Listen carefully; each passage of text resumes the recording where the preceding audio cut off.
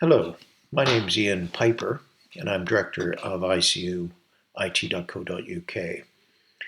And in this short video, I'm just going to show you how you can access and use the Video Repo service. The Video Repo service can be reached from the main website by clicking on the Video Repo link. Once onto the Video Repo site, and after registering with this service, you can log in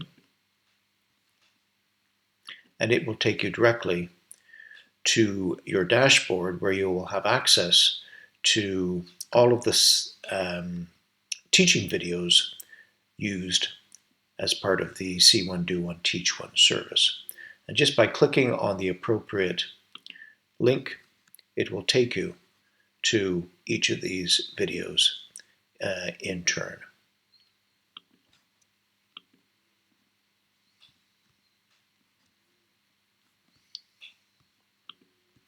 And that's it. That's how to use the Video Repo service. Thank you.